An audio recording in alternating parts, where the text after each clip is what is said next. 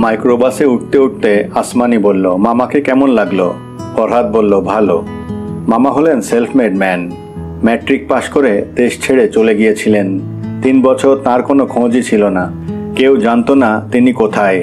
3 বছর পর দেশে ফিরলেন, কলেজে ভর্তি হলেন, পাশ করলেন, ইউনিভার্সিটিতে গেলেন, এমএসসি শেষ করে আবারও দেশের বাইরে। না, বিয়ে করেননি।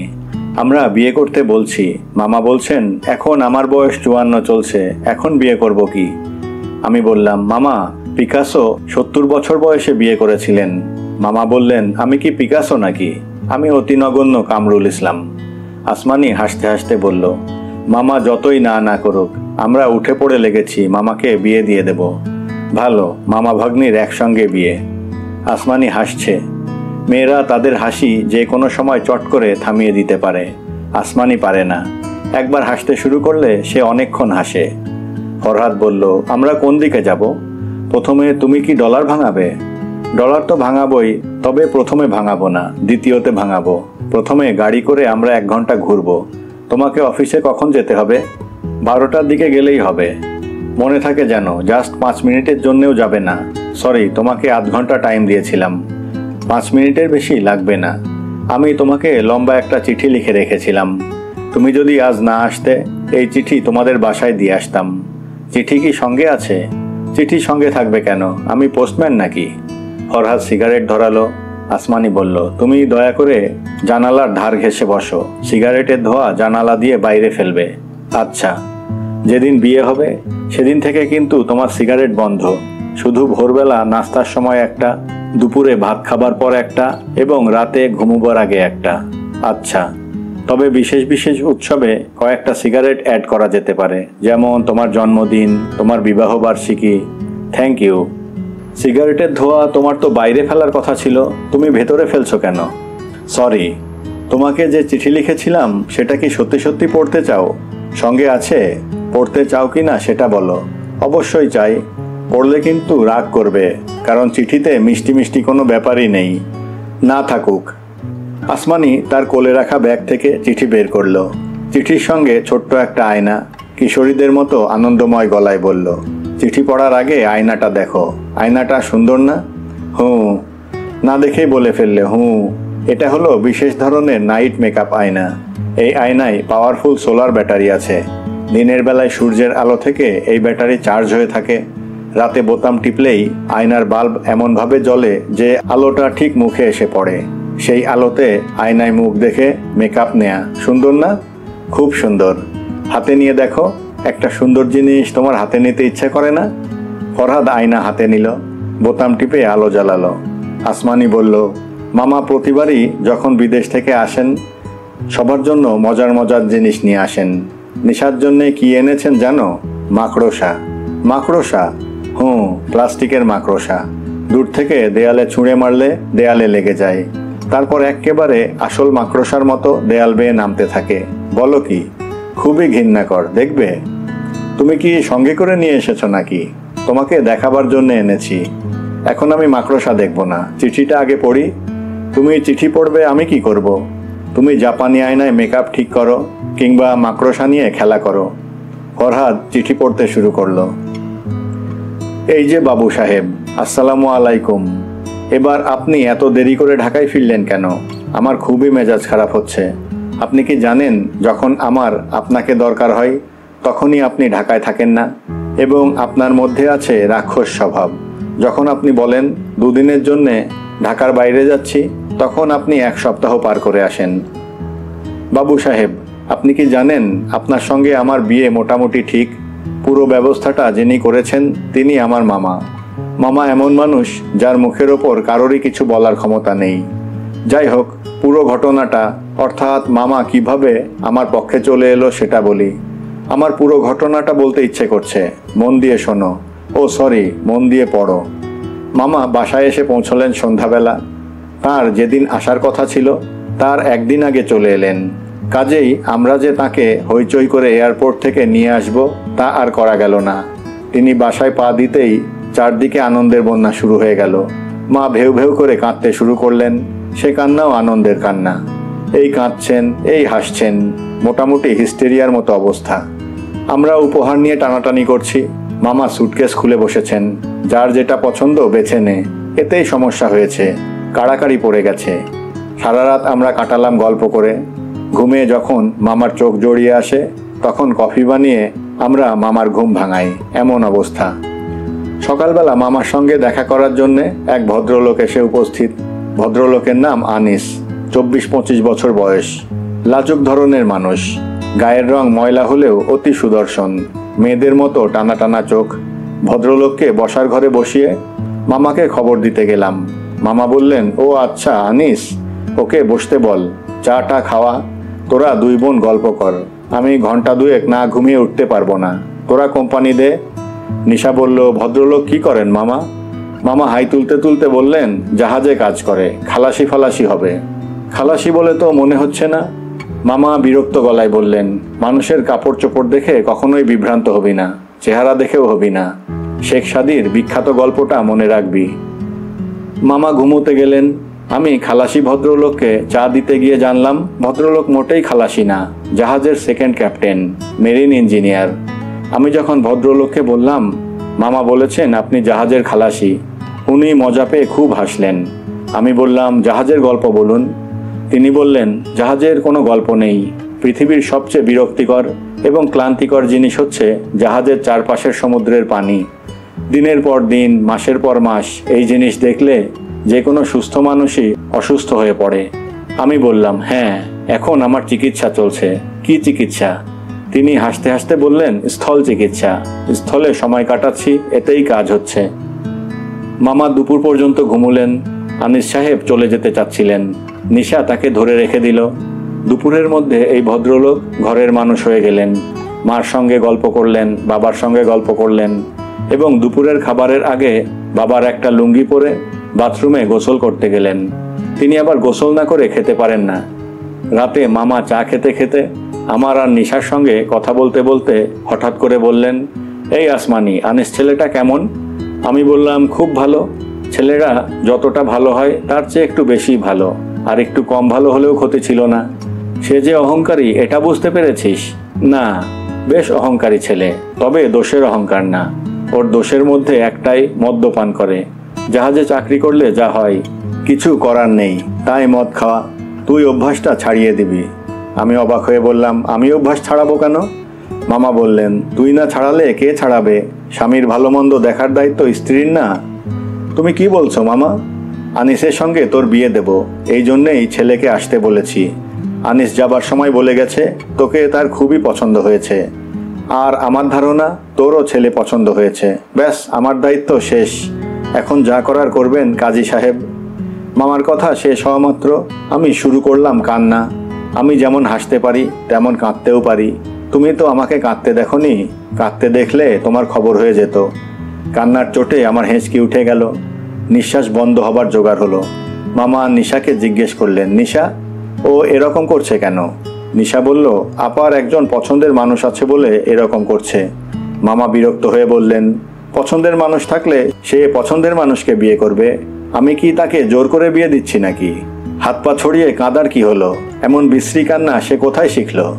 তিনি আমার দিকে তাকিয়ে বললেন, কান্না বন্ধ করে বল, কাকে বিয়ে করতে চাস? যা, তাকে ধরে নিয়ে আয়। যা, আজ রাতেই বিয়ে দেব। এই হচ্ছে ঘটনা, বুঝলেন বাবু সাহেব? চিঠি পড়তে পড়তে আপনার কি আনিস নামের ছেলেটার প্রতি হিংসে হচ্ছিল?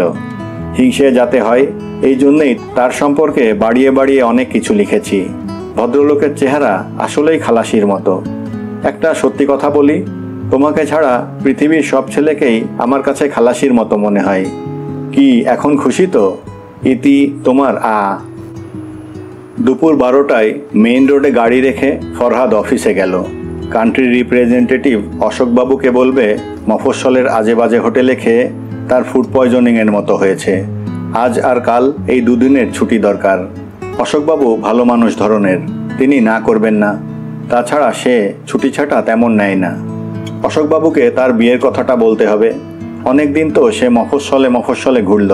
এখন যদি তাকে হেড অফিসে ট্রান্সফার করা হয়, এতে অবশ্যই তার রোজগার কমে যাবে। টিএ বিল পাবে না, না পাওয়া গেলে নাই। আসমানির সঙ্গে থাকা এটাই কম কি? অশোকবাবু ফরহাদের কথা শুনলেন। বিয়ে ঠিক হয়েছে শুনে বললেন, কংগ্রাচুলেশনস। ওই মেয়েটির সঙ্গেই কি বিয়ে হচ্ছে যে মাঝে মধ্যে আমার টেলিফোন করে আপনাকে চাইতো? ফরহাদ লজ্জিত গলায় বলল, জি স্যার। তাকে একদিন আমি একটু ধমকের মতো দিয়েছিলাম, আমাকে ক্ষমা করে দিতে বলবেন। স্যার, এটা কোনো ব্যাপারই না, আমি আপনার কাছে হাত জোড় করছি, আমাকে ঢাকায় আনার ব্যাপারটা আপনি একটু দেখবেন। অশোকবাবু চায়ের কাপে চুমুক দিতে দিতে অস্বস্তির সঙ্গে বললেন, ফরহাদ সাহেব, আপনি বড় সাহেবের সঙ্গে কথা বলেন। ফরহাদ বলল, এইসব নিয়ে বড় সাহেবের সঙ্গে কথা বলার সাহস আমার নেই, যা করবার আপনি করবেন। অশোকবাবু শুকনো মুখে বললেন, আপনার চাকরি নিয়েই একটা সমস্যা হয়েছে। আপনার যে কজন আউট অফ টাউন রিপ্রেজেন্টেটিভ ছিলেন তাদের সবাইকেই টার্মিনেট করা হয়েছে। আউট অফ টাউন সার্ভিসই কোম্পানি উঠিয়ে দিচ্ছে। সে কি? আপনি বড় সাহেবের সঙ্গে কথা বলেন। অন্যরা সবাই কথা বলেছে, বড় সাহেব অফিসে আছেন। ফরহাদ ঘড়ি দেখল, সে আসমানিকে 5 মিনিটের কথা বলে এসেছিল, 10 মিনিট হয়ে গেছে। বড় সাহেবের সঙ্গে কথা বলতে গেলে আরও আধ ঘন্টা লাগবে। অশোকবাবু বললেন, কথা বলে অবশ্যই কোনো লাভ হবে না, ডিসিশন অনেক আগের। যাই হোক, চেষ্টা করতে তো ক্ষতি নেই।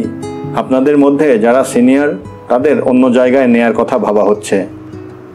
ফরহাদ সিনিয়রদের মধ্যে পড়ে না, সে সম্ভবত সবচেয়ে জুনিয়র। সে বড় সাহেবের ঘরের সামনে গেল, বাইরে লাল বাতি জ্বলছে, কাজেই এখন যাওয়া যাবে না। সে মাইক্রোবাসের দিকে ফিরে গেল। আসমানি তার দিকে তাকিয়ে হাসছে, ইশারায় হাতের ঘড়ি দেখালো। দূর থেকেই বুঝিয়ে দেয়া, দেরি হয়েছে। আসমানি হাসি মুখে বলল, 5 মিনিটের কথা বলে 11 মিনিট 30 সেকেন্ড সময় নিয়েছ।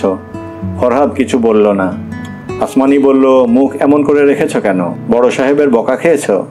ফরহাদ বলল, অফিসের বড় সাহেবরা বকা দেন খুব কম। বকা দিয়ে তারা এনার্জি নষ্ট করেন না, তাদের কাজকর্ম লেখার মধ্যে সীমাবদ্ধ। বকা দেওয়ার বদলে এই প্রতিষ্ঠানে তোমার সার্ভিসের আর প্রয়োজন নেই লিখে নিচে নাম সই করে দেন। তোমার তাই হয়েছে নাকি? ফরহাদ কিছু বলল না। আসমানিকে বাড়ি পাঠিয়ে তার উচিত আবার অফিসে ফিরে আসা। ব্যাপারটা কি খোঁজ নেয়া, নান্টু ভাইয়ের সঙ্গে যোগাযোগ করা। তার চাকরি গেলে নান্টু ভাইয়েরও গেছে, সেটা সহজ হবে না। নান্টু ভাই সহজ পাত্র না, অতি ঘোরের লোক। নান্টু ভাইয়ের সঙ্গে যোগাযোগ করা অতি সহজ। তার একটা মোবাইল টেলিফোন আছে, সবাইকে বলে দিয়েছেন। ভয়াবহ ইমার্জেন্সি হলে তবেই তাকে টেলিফোন করা যাবে। ইনকামিং কলের চার্জ দেয়া তার পক্ষে সম্ভব না। খেজুরি আলাপ করার জন্যে যদি কেউ টেলিফোন করে, মিনিট হিসেব করে তাকেই বিল দিতে হবে। এই, তুমি মুখ ভোতা করে বসে আছো কেন? ঠিক করে বলো তো, অফিসে কি কোনো ঝামেলা হয়েছে? না। তাহলে গল্প করো। নো মুখ ভোতা বিজনেস। তুমি গল্প করো, আমি শুনি। আসমানি উজ্জ্বল মুখে বলল, আচ্ছা, তোমাকে একটা সহজ ধাঁধা জিজ্ঞেস করি। তুমি যদি ধাঁধাটার জবাব দিতে পারো তাহলে আজ সারাদিনে তুমি যা বলবে আমি তাই শুনবো। আর তুমি যদি না পারো তাহলে আমি যা বলবো তাই তোমাকে শুনতে হবে। রাজি? আমি আসলে ধাঁধা একেবারেই পারি না। এটা খুব সহজ ধাঁধা। বলো তো, মানুষের দাঁত কটা থাকে? 32টা। হয়নি, মানুষের দাঁত থাকে 52টা। ছোটবেলায় যে দাঁতগুলি থাকে সেগুলি তুমি হিসেবে ধরছো না কেন? সেগুলিও তো দাঁত। কাজেই বাজিতে তুমি হেরে গেলে। এখন থেকে আমি যা বলবো তাই তোমাকে শুনতে হবে। আচ্ছা, আজকের দিনে আমার সব ইচ্ছা তুমি পূর্ণ করবে। আচ্ছা, বিয়ের রাতে আমি তোমাকে 5টা ধাঁধা জিজ্ঞেস করব।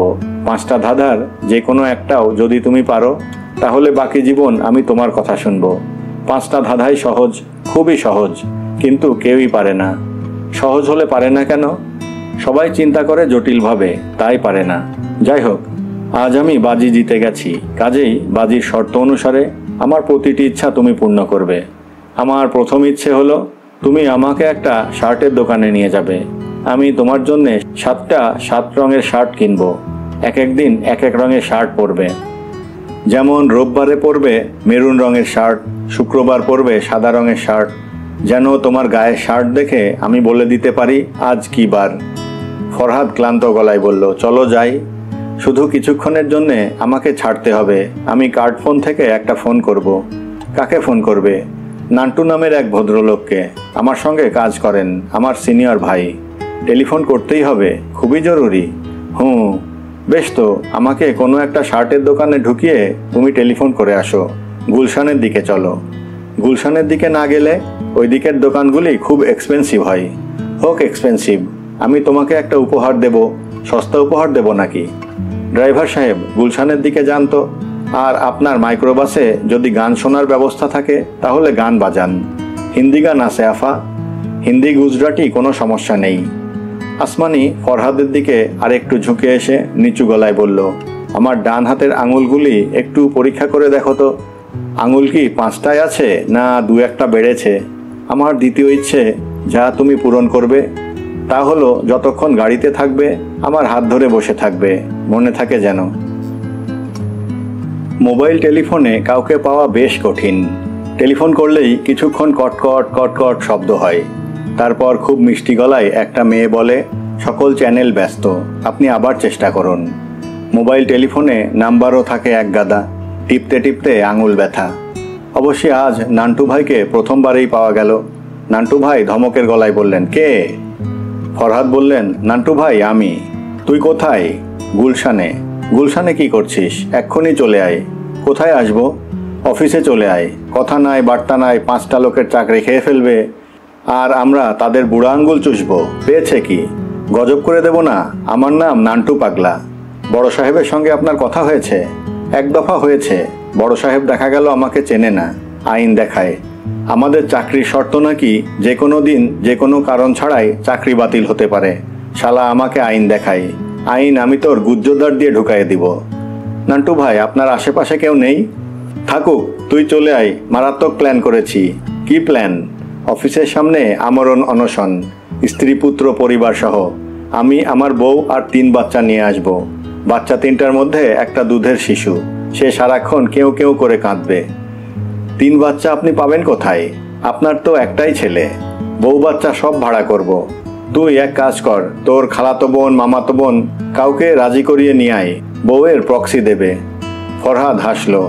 নান্টু টেলিফোনেই ধমক দিল, হাসি বন্ধ, নো লাফিং। চাকরি ফেরত না পাওয়া পর্যন্ত আমরা কেউ হাসবো না, দাড়ি গোফ কামাবো না, পত্রিকার অফিসে খবর দিয়ে আসবো, প্রয়োজনে পত্রিকাওয়ালাদের মাল খাওয়াবো। মন্ত্রী মিনিস্টার চেনা জানা আছে? না। এমন কাউকে খুঁজে বের কর যাদের মন্ত্রী মিনিস্টারের সঙ্গে কানেকশন আছে। সবচেয়ে ভালো হয় মন্ত্রীর স্ত্রীর সঙ্গে পরিচয় আছে এমন কাউকে যদি পাওয়া যায়। আমরা স্ট্রেট ম্যাডামের পা ধরে বসে থাকবো। বাঙালি মেয়ের পা একবার ধরতে পারলে সব মুশকিল আসান। পা ধরতে পারাটাই কঠিন। তুই কথা বলে সময় নষ্ট করছিস কেন? চলে আয়। আসছি না, এক্ষুনি লাফ দিয়ে বেবি ট্যাক্সিতে ওঠ। ফরহাদ লাফ দিয়ে বেবি ট্যাক্সিতে উঠল না, ওঠা সম্ভব না। তাকে সারাদিন আসমানির সঙ্গে কাটাতে হবে।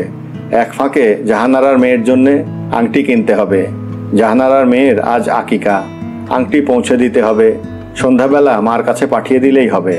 মা সস্তার আংটি দেখে রাগ করবেন, রাগ করলেও কিছুই করার নেই। আসমানি 7টা শার্ট কিনল।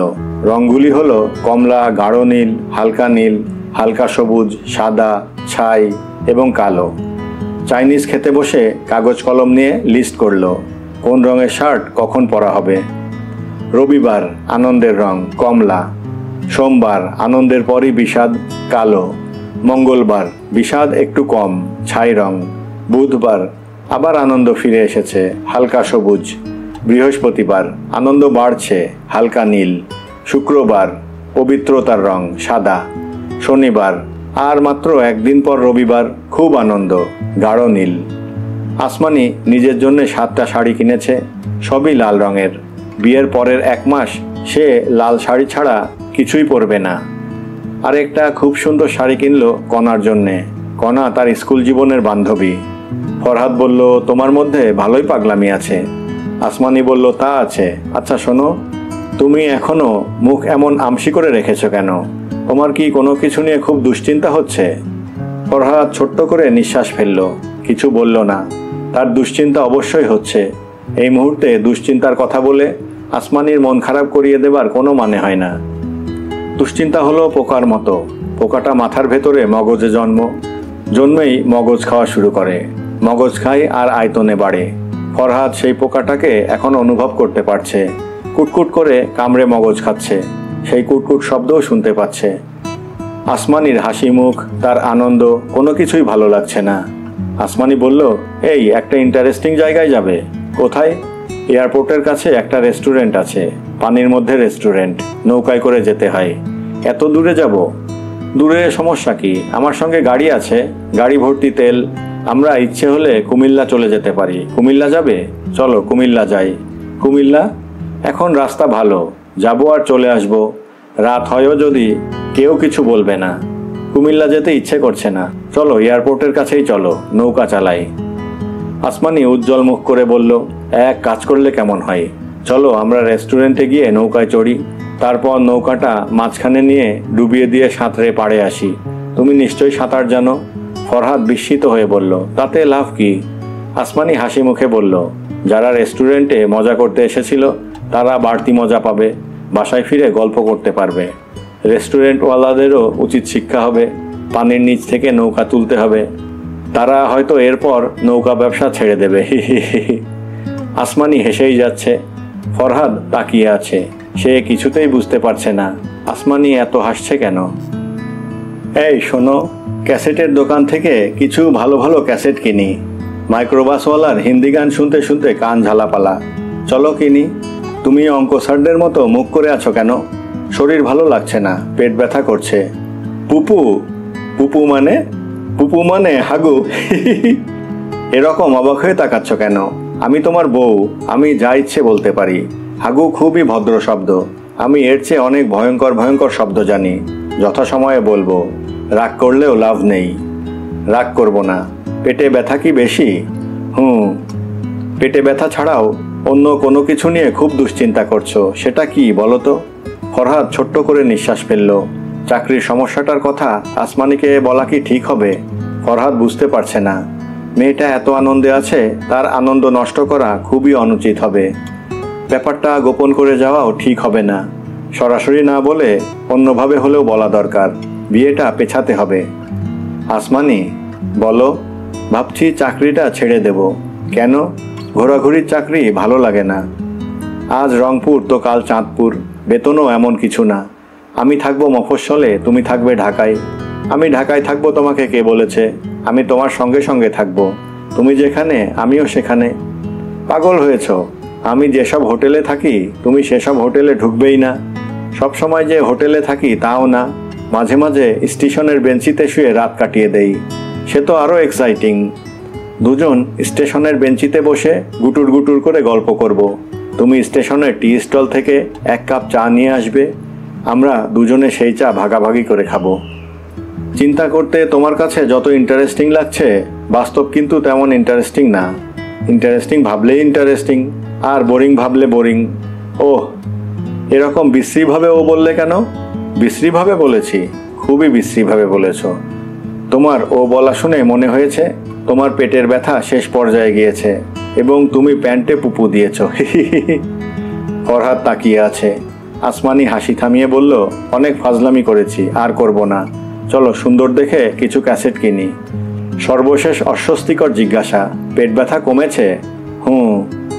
আচ্ছা, আজ আমার এত আনন্দ লাগছে কেন বলো তো? আমার ঠিক এই মুহূর্তে কি ইচ্ছে করছে জানো? না, কি ইচ্ছে করছে? ইচ্ছে করছে মাইকের দোকান থেকে একটা মাইক ভাড়া করতে। সেই মাইকটা পিকনিক পার্টির বাসে যেমন করে বাসের ছাদে ফিট করে, তেমন করে আমাদের মাইক্রোবাসের ছাদে ফিট করব। আমাদের মাইক্রোবাস চলবে, আমাদের পছন্দের গানগুলি আমরা বাজাবো। মাঝে মাঝে আমি একটা ঘোষণা দেব। আমি বলবো, ঢাকা নগরবাসী, আমার নাম আসমানি। আমার পাশে যে যুবকটি বসে আছে তার নাম ফরহাদ। আমরা আগামী শুক্রবার বিয়ে করছি। আমাদের বিয়েতে আপনাদের সবার নিমন্ত্রণ। কোনো গিফট আনতে হবে না, তবে খালি হাতে যেহেতু আসতে আপনাদের লজ্জা লাগবে, আপনারা ইচ্ছে করলে একটা করে বেলি ফুলের মালা আনতে পারেন। বেলি আমার খুব পছন্দের ফুল। ফরহাদ অবাক হয়ে তাকাচ্ছে। আসমানির এই রূপের সঙ্গে তার পরিচয় ছিল না। সে হাসি খুশি ধরনের মেয়ে, মজা করে কথা বলতে পছন্দ করে। আবেগ উচ্ছ্বাস সবই পরিমিতির মধ্যে। এতদিন পর্যন্ত এরকম ধারণা ছিল, আজ ধারণা পাল্টে যাচ্ছে। একটা মানুষের ভেতর 3-4টা মানুষ বাস করে। বিচিত্র পরিবেশে বিভিন্ন জন বের হয়ে আসে। আসমানির ক্ষেত্রেও তাই হচ্ছে। আসমানির ভেতর থেকে অন্য এক আসমানি বের হয়ে আসছে, যাকে ফরহাদ চেনে না। আসমানি বলল, তুমি দয়া করে আমার কপালে হাত দিয়ে দেখো তো আমার জ্বর কি না। কপালে হাত দিয়ে ফরহাদ চমকে উঠল। অনেক জ্বর। আসমানি ক্লান্ত গলায় বলল, জ্বরটা অনেকক্ষণ ধরে টের পাচ্ছিলাম। যতক্ষণ পেরেছি অগ্রাহ্য করেছি, এখন আর পারছি না। চলো বাসায় চলে যাই। চলো। আসমানি ছোট্ট করে নিঃশ্বাস ফেলে বলল, তোমাকে একটা ট্রিক্স শিখিয়ে দিচ্ছি। তুমি যখনই দেখবে আমি হড়বড় করে কথা বলছি, তখন বুঝবে আমার জ্বর আসছে। তোমার কি প্রায়ই জ্বর আসে? একবার তো ডাক্তাররা সন্দেহ করলো ব্লাড ক্যান্সার। নানান টেস্ট ফেস্ট করলো, তারপর দেখা গেল ব্লাড ক্যান্সার না। আমার মনটা খুবই খারাপ হলো। কেন? ব্লাড ক্যান্সার হলে সবাইকে বড় গলায় বলতে পারতাম। তখন সবাই আমার সঙ্গে অন্যরকম করে কথা বলতো। সবাই ভাবতো, আহারে মেয়েটা মাত্র অল্প কিছুদিন বাঁচবে। মরবিড ধরনের কথা বন্ধ করো তো। ওকে, বন্ধ করলাম। আচ্ছা, আমার একটা প্রশ্নের সত্যি উত্তর দাও। তোমার কি অফিসে চাকুরি নিয়ে কোনো সমস্যা হয়েছে? হঠাৎ এই কথা জিজ্ঞেস করছো কেন? আসমানি বলল, তুমি 5 মিনিটের কথা বলে অফিসে গেলে, 11 মিনিট 30 সেকেন্ড পরে ফিরে আসলে। তোমার মুখ ছাই বর্ণ। এরপর থেকে লক্ষ্য করছি তুমি কিছুতেই মন বসাতে পারছো না। তারপর কথা নেই বার্তা নেই, বললে এই চাকরিটা তুমি ছেড়ে দিতে চাচ্ছ। 2 এবং 2 মিলিয়ে আমি 4 করেছি। আমার অনেক বুদ্ধি, তাই তো দেখছি। তোমার যে চাকরি চলে গেছে এই খবরটা ভুলেও আমাদের বাসার কাউকে জানাবে না। তাহলে আমাকে মামা জাহাজির সঙ্গে বিয়ে দিয়ে দেবে। তোমার সঙ্গে বিয়েটা আগে হয়ে যাক, তারপর যা ইচ্ছা হোক। কপালে হাত দিয়ে দেখো তো, আমার জ্বর মনে হয় আরও বেড়েছে। হ্যাঁ, বেড়েছে। মাইক্রোবাসে উঠেই আমি কিন্তু তোমার কোলে মাথা রেখে শুয়ে পড়ব। তোমার দায়িত্ব হচ্ছে আমার মাথায় হাত বুলিয়ে দেয়া। পারবে না? পারবো। একটা গাছ 10টা পাখি, 3টা উড়ে গেল, কয়টা থাকলো? 7টা। কেন? এমনি জিজ্ঞেস করলাম। এটা কি কোনো ধাঁধা? না, কোনো ধাঁধা না। ফরহাদ লক্ষ্য করলো আসমানি ঠিকমতো হাঁটতেও পারছে না, এলোমেলো ভঙ্গিতে পা ফেলছে। জ্বরের আভায় তার মুখ লালচে হয়ে আছে। ফরহাদের মনে হচ্ছে আসমানির হাত ধরা মাত্র সে এলিয়ে তার কাঁধে পড়ে যাবে। তাদেরকে বেশ অনেকখানি পথ হাঁটতে হবে। মাইক্রোবাস অনেক দূরে অপেক্ষা করছে। আসমানি, শরীরটা কি খুব বেশি খারাপ লাগছে? হাঁটতে পারছো? পারছি, কিন্তু আমার ফিলিং হচ্ছে আমি ভাসতে ভাসতে যাচ্ছি। এসো, আমার হাত ধরো। হাত ধরবো না। হাত ধরলে ভেসে যাবার ফিলিংসটা থাকবে না। আমার মনে হয় তোমাকে কিছুক্ষণের মধ্যে একটা বিপদে ফেলবো। কি বিপদ? মনে হয় অজ্ঞান হয়ে পড়ে যাব। নিউ মার্কেটে একবার অজ্ঞান হয়ে পড়ে গিয়েছিলাম। মিনিটের মধ্যে শত শত লোক জমে গিয়েছিল। একটা সুন্দরী এবং তরুণী মেয়ে অজ্ঞান হয়ে গেছে। বিরাট ব্যাপার না? খুব পানি পিপাসা পেয়েছে। আমি আর হাঁটতে পারছি না। আমার হাত ধরো। যদি অজ্ঞান হয়ে যায় মেঝেতে শোয়াবে না, কোলে করে গাড়ি পর্যন্ত নিয়ে যাবে। মেঝেতে শোয়ালেই শত শত লোক জমে যাবে। তুমি আর আমাকে ভিড় ঠেলে বের করতে পারবে না। বুঝতে পারছো? পারছি। আমাকে কোলে করে গাড়ি পর্যন্ত নিতে পারবে তো? আমার ওজন বেশি না, 89 পাউন্ডস। খুবই পানির পিপাসা পেয়েছে। তুমি গাড়িতে উঠেই ঠান্ডা 1 বোতল পানি কিনে আনবে। বড় বোতল আনবে না, ছোট বোতল আনবে, যাতে আমি একাই পুরো বোতল শেষ করতে পারি। এত কথা বলছো কেন? যাতে অজ্ঞান হয়ে না যায়, এই জন্যেই এত কথা বলছি। অজ্ঞান না হবার অনেক কৌশল আছে। একটা কৌশল হলো প্রচুর কথা বলা, এবং কথা বলার ফাঁকে ফাঁকে বড় বড় করে নিঃশ্বাস নেয়া, যাতে ব্রেইনে অক্সিজেন সাপ্লাই বেশি থাকে। ফরহাদ আসমানির একটা হাত নিজের কাঁধে তুলে নিয়েছে, কোমর ধরেছে শক্ত করে। লোক তাকিয়ে দেখছে, দেখুক। এই শুনছো, তোমাকে একটু হিন্টস দেব? দরকার নেই, খুব সহজ ধাঁধা, পানির মতো সহজ। এই শোনো, আমার প্রচণ্ড পানির পিপাসা হচ্ছে, পানির ব্যবস্থা করছি। আচ্ছা, এই প্রশ্নটা পারবে? চেয়ারের বাংলা হলো কেদারা, টেবিলের বাংলা কি? জানি না। কেউ বলতে পারে না, শুধু কণা পেরেছিল। কণাকে চিনেছো? আমার বান্ধবী। তুমি তাকে দেখোনি, অতি ভালো মেয়ে। তুমি টেবিলের বাংলা সত্যিই জানো না? না, টেবিলের বাংলা হলো মেজো। ম একার জ, মেজো। মনে থাকবে? থাকবে। এই একটা মজার কথা শুনবে? হ্যাঁ, শুনবো। তুমি যখন সোনার দোকানে আংটি কিনতে ঢুকলে, তখন আমি ভেবেছিলাম আমার জন্য কিনবে। তারপর যখন ছোট্ট একটা আংটি কিনলে, তখন কি ভাবলাম জানো? না, বলতে খুব লজ্জা লাগছে, কিন্তু বলেই ফেলি। তখন ভাবলাম আমাদের তো একটা বাবু হবে কোনো একদিন। জন্মের পর তার মুখ দেখার জন্যে তুমি আংটি কিনেছো। আমার ভাগ্নির আকিকা, তার জন্যে কিনেছি। তুমি যদি চাও তোমার মেয়ের আংটি আমি আগে ভাগে কিনে রাখবো। আমি চাই, অবশ্যই চাই। আসমানি খুব ঘামছে। তার জ্বর কি কমে যাচ্ছে, নাকি শরীর ঘামা অন্য কোনো কিছুর লক্ষণ? ফরহাদ ভয়ে অস্থির হয়ে গেল। জোবেদ আলী রাতে ভাত খাননি, রাগ করে ভাত খাননি। রাগের কারণ অতি তুচ্ছ। তার একটা গাছ কে যেন পা দিয়ে মাড়িয়ে ভর্তা বানিয়ে ফেলেছে। গাছটা তিনি তার এক পরিচিত নার্সারি থেকে অনেক দেন দরবার করে এনেছেন। 400 টাকা দামের চারা তাকে দিয়েছে 200-তে। সেই 200 টাকাও তিনি দিতে পারেননি, 100 টাকা দিয়েছেন। 100 বাকি রেখে এসেছেন। জাপানি ফুলের গাছ, নাম এরিকা জাপানিকা। বিশেষত্ব হচ্ছে এই গাছে সবুজ রঙের ফুল ফোটে। সবুজ পাতার রং, ফুলের রং না। সেই কারণেই সবুজ ফুল। অসম্ভব সুন্দর হবার কথা। তিনি কল্পনায় ফুল দেখতেন, বাস্তবে আর দেখা হলো না। তার এই শখের চারাটার ওপর কে যেন অনেকক্ষণ দাঁড়িয়েছিল। শুধু যে দাঁড়িয়েছিল তা না, দাঁড়িয়ে দাঁড়িয়ে সিগারেট খেয়েছে। সিগারেটের টুকরা তিনি কাছেই পেয়েছেন। কাজটা কে করেছে এখনো বুঝতে পারছেন না। তার সন্দেহ ছোট ছেলে মঞ্জুর ওপর।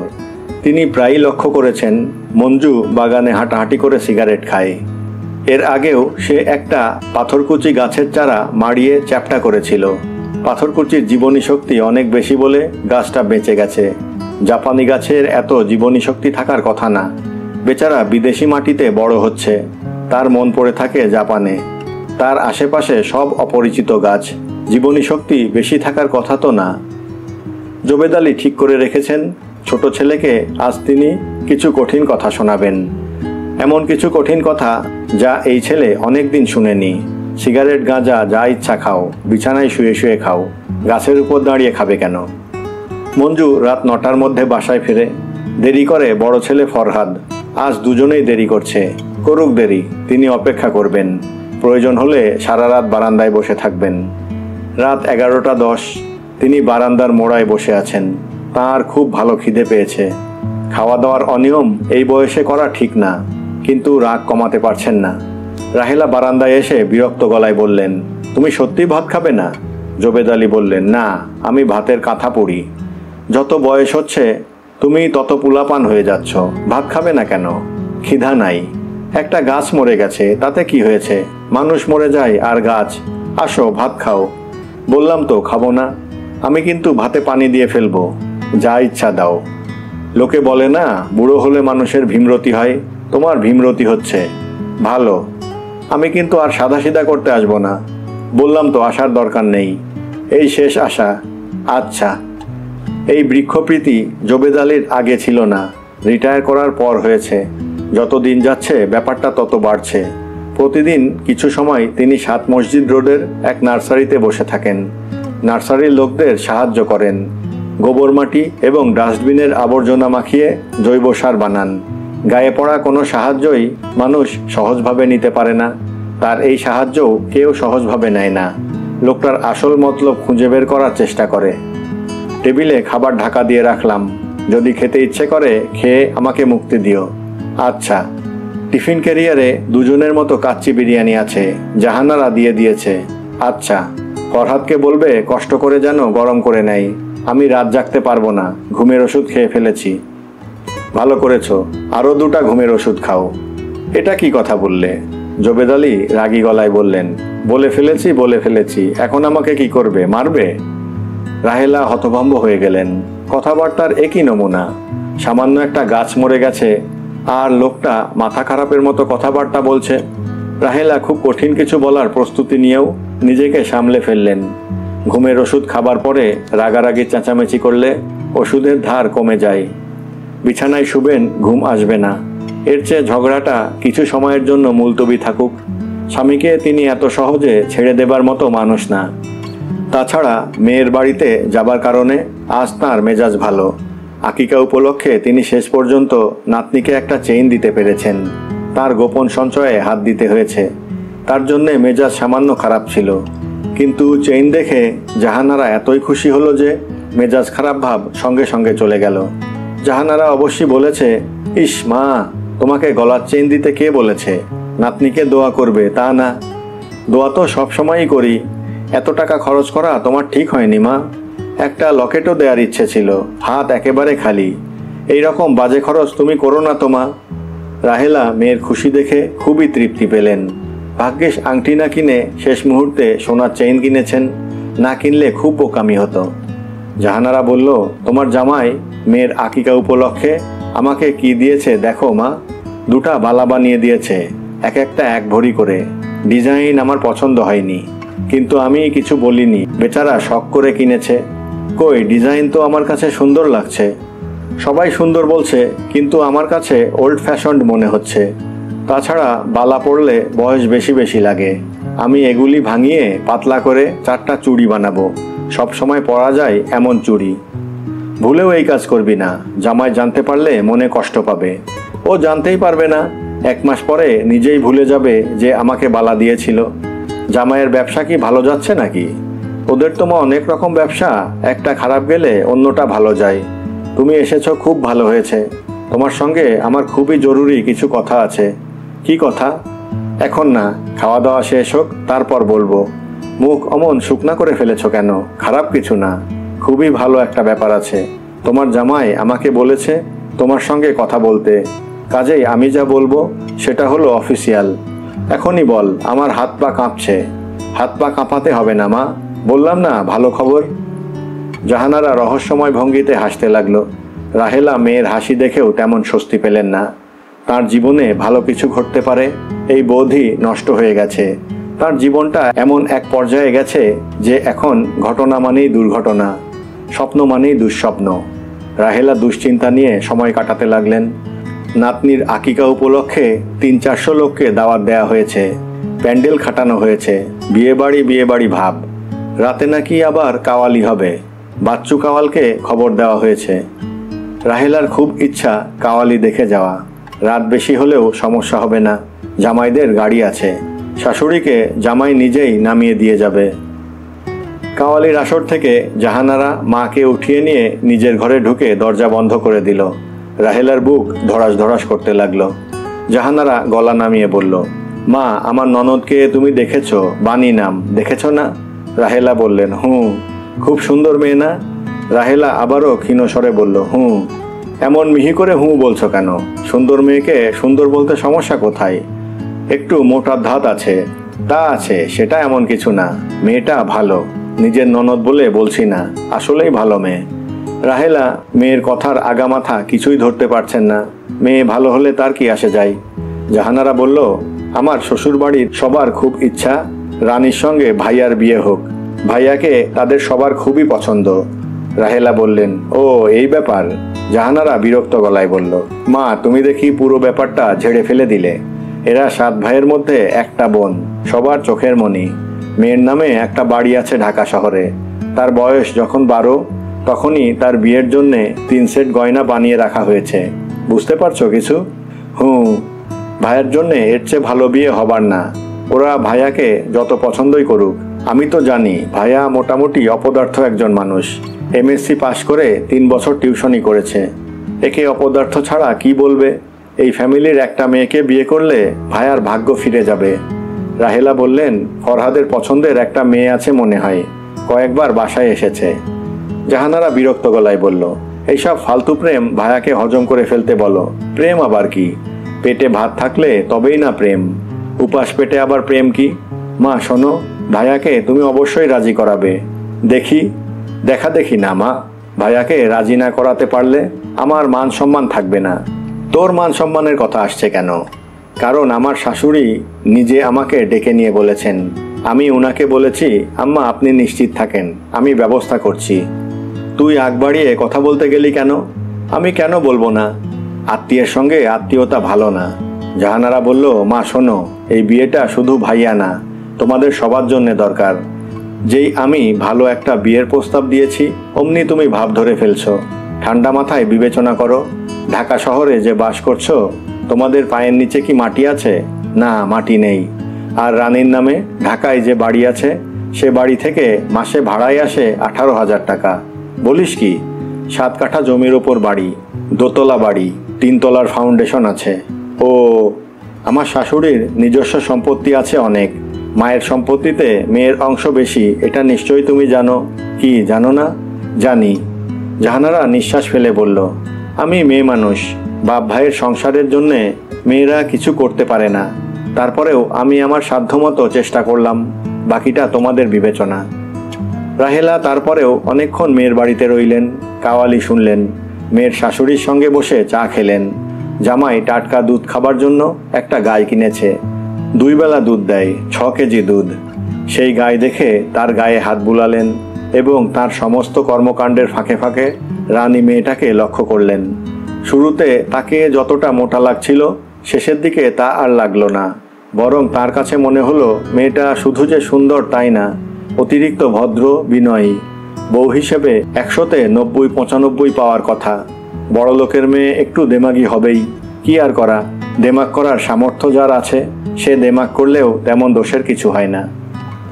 রাহেলা বাসায় ফিরলেন আনন্দ নিয়ে। মেয়ে মাকে গাড়িতে তুলে দিতে এসে এক ফাঁকে একটা খাম হাতে দিয়ে বলল, ব্লাউজের ভেতর নিয়ে নাও তো মা, এটা মেয়ের পুরানো টেকনিক, খামে কিছু টাকা আছে। রাহেলা যতবারই মেয়ের কাছে এসেছেন এরকম একটা খাম পেয়েছেন। স্বামীর সংসার থেকে মাকে টাকা দেয়া খুব দূষণীয় ব্যাপার বলেই গোপনীয়তা। প্রথম দিকে রাহেলা ক্ষীণ আপত্তি করতেন, এখন করেন না। ছেলের হাতের টাকা যদি নেওয়া যায়, মেয়ের হাতের টাকাও নেওয়া যায়। জাহানারা বলল, টিফিন ক্যারিয়ারে সামান্য খাবার দিয়ে দিলাম মা, খাওয়া শর্ট পড়ে গেছে বলে বেশি দিতে পারিনি, দুজনের হবে। টিফিন ক্যারিয়ারটা ফেরত পাঠিও, আর ভাইয়াকে যেভাবেই হোক রাজি করাবে। আমার কোনো স্বার্থ নেই মা, এটা মনে রেখে এগুবে। রাহেলা বললেন, আচ্ছা, আজ রাতে ভাইয়াকে কিছু বলার দরকার নেই, আজ রাতটা ঠান্ডা মাথায় চিন্তা করো, আর বাবাকে এই মুহূর্তে কিছু বলবে না। আচ্ছা, পুরোপুরি সবকিছু ফাইনাল না হওয়া পর্যন্ত বাবা যেন কিছুই না জানে। বাবা সবকিছু আওলা করে ফেলে, এখানেও আওলা করবে। রাহেলা হাসলেন, এই হাসিতে কিছু তৃপ্তিও আছে। মেয়ের সংসারী বুদ্ধি দেখে তৃপ্তির হাসি। বিয়ের আগে বোঝাই যায়নি এই মেয়ে এত সংসারী হবে। এর সঙ্গে প্রেম, তার সঙ্গে প্রেম, ঘুমের ওষুধ খাওয়া, স্টমাক ওয়াশ, কি বিশ্রী দিন কেটেছে। আজ মেয়ের স্বামী সংসার দেখে ঈর্ষা হয়, কি সুখেই না আছে। কে বলবে এই মেয়ে লোফার টাইপ একটা ছেলের জন্যে ঘুমের ওষুধ টষুধ খেয়ে কত কাণ্ড করেছে। বিয়ে হলো, সব শেষ। এত বড় সংসার হাতের মুঠোয় নিয়ে মেয়ে সুখে আছে, তার জন্যে এটাই বড় আনন্দ। খাম খুলে 2টা 500 টাকার নোট পেয়েছেন। চেইন কিনতে 1700 টাকা লেগেছিল, তার অনেকটাই উঠে এসেছে। তার গোপন সঞ্চয়ে টাকাটা চলে যাবে, আবার কোনো দুর্যোগে কাজে লাগবে। ছেলেরা যে সারা জীবন তাকে দেখবে তা তো না, তাদের সংসার হলেই তারা আস্তে আস্তে সরে পড়তে থাকবে। এটাও দোষের না, এটাও সংসারের কঠিন নিয়মের এক নিয়ম। ফরহাদের বাবা সংসারী মানুষ হলে তিনি এত ভাবতেন না। লোকটা মোটেই সংসারী না। গাছ মরে গেলে যে ভাত খাওয়া বন্ধ করে দেয় তার উপর বিশ্বাস রাখা যায় না, তাকে খরচের খাতায় ধরতে হয়। তাছাড়া পুরুষ মানুষের হায়াত কম হয়, মেয়েরা হয় কচ্ছপের মতো, দীর্ঘদিন বেঁচে থাকে। ফরহাদের বাবা বেঁচে থাকবে না, তিনি অথর্ব হয়ে বিছানায় শুয়ে থাকবেন, তখন তার কি হবে? কার উপর ভরসা করবেন? কে দেখবে তাকে? তবে ফরহাদের বাবারা দীর্ঘজীবী গোষ্ঠী। ফরহাদের দাদার বয়স 80 দাঁড়িয়ে গেছে, দিব্যি বেঁচে আছেন। অসুখ বিসুখ হচ্ছে, কিন্তু তেমন জটিল হবার আগে সেরেও যাচ্ছে। আরও কতদিন তিনি ঝুলে থাকবেন কে জানে। অচল একজন মানুষ সংসারে থাকলে সংসারটাও অচল হয়ে যায়। তার সংসার অচল হয়ে গেছে, এই দুঃখের কথা কাউকে বলা যায় না, বললে লোকে ছি ছি করবে। ঘুমের ওষুধ খেয়ে সঙ্গে সঙ্গে বিছানায় যাবার নিয়ম নেই। 8 ঘন্টা ঠান্ডা মাথায় সময় কাটিয়ে ঘর অন্ধকার করে ঘুমুতে যেতে হয়। মাথা ঠান্ডা হবে কিভাবে? ঘুমের ওষুধ খাবার পরপর এমন সব ঘটনা ঘটতে থাকে যে মাথা গরম হতে শুরু করে। একজন ভাত খাবে না, গাছের শোকে পাথর। স্বামীকে অভুক্ত রেখে ঘুমুতে যাওয়া সংসারের জন্য অমঙ্গলের। এই কাজটাই তাকে বাধ্য হয়ে করতে হচ্ছে। চুলা ধরিয়ে খাবার গরম করার কথা বলেছেন, এটা নিয়েও দুশ্চিন্তা হচ্ছে। চুলা ধরিয়ে ঠিকমতো নিভাবে তো? গ্যাসের চুলার চাবিতে কিছু সমস্যা আছে, চাবি বন্ধ করলেও ঠিকমতো বন্ধ হয় না, গ্যাস বের হতে থাকে। একবার খবরের কাগজে পড়েছিলেন গ্যাসের চুলা ঠিকমতো বন্ধ করা হয়নি, বাড়ি ভর্তি হয়ে গেল গ্যাসে। তখন বাড়ির কর্তা সিগারেট ধরাবার জন্যে ম্যাচ জ্বালিয়েছেন, অমনি সারা বাড়িতে আগুন লেগে গেল। এক পরিবারে 5 জনের মৃত্যু, বেঁচে রইল শুধু বুড়ো নানি। এই অথর্ব প্যারালিসিসের রোগী, নড়তে পর্যন্ত পারে না। সে একা টিকে গেল। আল্লাহর বিচার বোঝা সত্যিই মুশকিল। রাহেলা ঘড়ি দেখলেন, 8 ঘন্টা পার হতে এখনো 5 মিনিট বাকি আছে। তিনি শ্বশুরের ঘরে ঢুকলেন। জেগে থাকলে দু একটা ভালো কথা বলবেন। আজ দুপুরে বুড়োর সঙ্গে খুব চেঁচামেচি করেছেন। বুড়োর তেমন দোষ ছিল না। খুব যারা বুড়ো তারা কিছু বুঝতেই পারে না। তাদের সঙ্গে ভালো ব্যবহার করলেও তারা বোঝে না, খারাপ ব্যবহার করলেও বোঝে না। রাহেলা ঘরে ঢোকা মাত্র মেম্বর আলী বললেন, কে বৌমা, ভালো আছো? রাহেলা বললেন, জি ভালো। খাওয়া দাওয়া করেছো? জি আলহামদুলিল্লাহ। আমারে খেতে দিবা না? সন্ধ্যার সময় না আপনারে খাওয়ায় গেলাম? নাস্তা হিসেবে খেয়েছিলাম, এখন আবার ভুক চাপছে। এই বয়সে খাওয়া দাওয়ার অনিয়ম করা যাবে না, ডাক্তারের নিষেধ আছে, পেট ছেড়ে দেবে। এই বয়সে পেট ছেড়ে দিলে সর্বনাশ। ঘরে কি আজ পোলাও হয়েছে? পোলাও হবে কেন? এটা কি রাজবাড়ি যে প্রতিদিন পোলাও হবে? পোলাওয়ের গন্ধ পেয়েছি। জাহানারার বাসা থেকে সামান্য কাচ্চি বিরিয়ানি পাঠিয়েছে। আজ তার মেয়ের আকিকা ছিল। তস্তুরিতে করে একটু বিরিয়ানি দাও, খেয়ে দেখি। বিরিয়ানি আপনাকে দেওয়াই যাবে না। এই বয়সে বিরিয়ানি আপনার জন্য বিষ। লোভ কমাতে হবে। গন্ধটা নাকে গেল তো তারপর থেকে এত গন্ধ নিতে হবে না। আপনি ঘুমান। নাম কি? কিসের নাম কি? জাহানারা মেয়ের নাম কি রেখেছে? হোসনে আরা খানম। আলহামদুলিল্লাহ, সুন্দর নাম। জাহানারাকে বলবা আমি তার কন্যার জন্যে খাস দিলে দোয়া করেছি। আচ্ছা বলবো। আপনি এখন ঘুমান। পেটে ভুক তো, ঘুম আসতেছে না। পানি খাবেন? এক গ্লাস পানি খেয়ে শুয়ে থাকেন। খালি পেটে পানি খাওয়াও ঠিক না, পিত্তনাশ হয়। আচ্ছা মা, যাও, তুমি ঘুমাতে যাও। রাহেলা ঘুমুতে গেলেন। এবারের ঘুমের ওষুধগুলি ভালো, তার সঙ্গে সঙ্গে ঘুম এসে গেল।